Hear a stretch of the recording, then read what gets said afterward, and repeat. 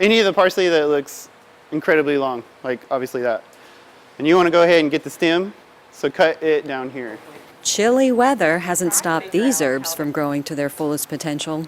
And Chef Kelly Angell, along with some special student helpers, are cutting back the growth. I should have got the bigger bowl. Basil keeps coming back. Usually you'll let the basil go to seed at the end, or flowers like this, and just let it seed, and then the next year it'll come back. Or you can rip off the seeds and then replant them. What's unique about this garden is the location and use of these potted plants. That's why I like this idea, because if we do continuously pick and clip them, then someone will have them no matter what. They won't go bad, and it'll be a nice, additive to any dish that we have on our menu. This is the greenhouse at Belton High School.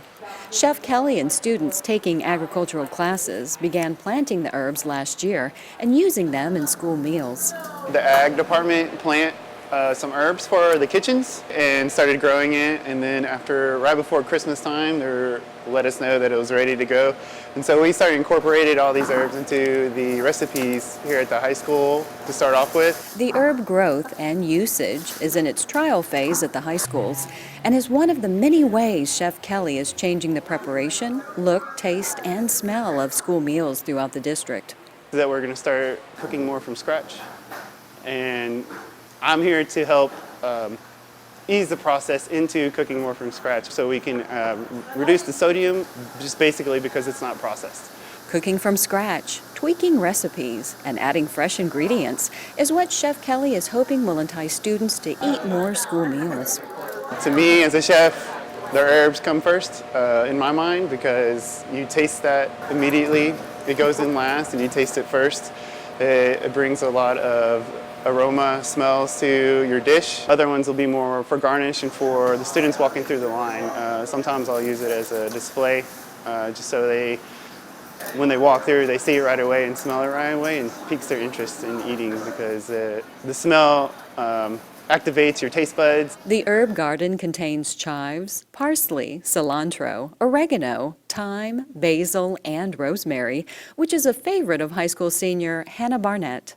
I do love rosemary. Rosemary is one of my favorite herbs. I just love the smell, and it's beneficial for a lot of things. I think it's awesome. It's really cool to see the plants that see the herbs that you're eating, and knowing that there wasn't any, pesticides or anything put on them. It's all very organic and natural, and that we don't have anything bad going into our bodies from our lunches. Hannah's wildlife class is conducting a research project to see if plants indigenous to other parts of Texas can be grown in Belton. We've ordered and bought all of the seeds that we can find that are available for sale, that are Texas native plants, and we've started to grow them from a seed, and we're seeing how well we can take care of them and how they grow in this environment, this part of Texas. And it's really cool being able to see, especially for a wildlife contest and being on my team, you can be given a small plant, if you're supposed to identify it from just this big.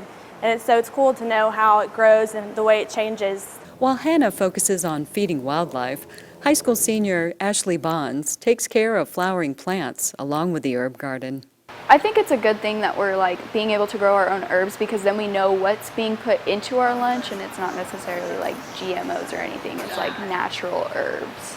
And because of what she has learned at school, the herbs along with other plant life will flourish under Ashley's care.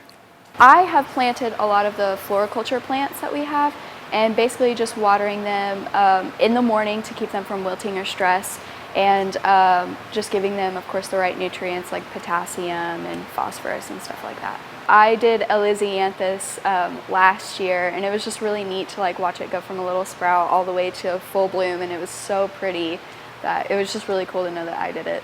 And these students will also think it's cool when they see their finished product in the cafeteria line.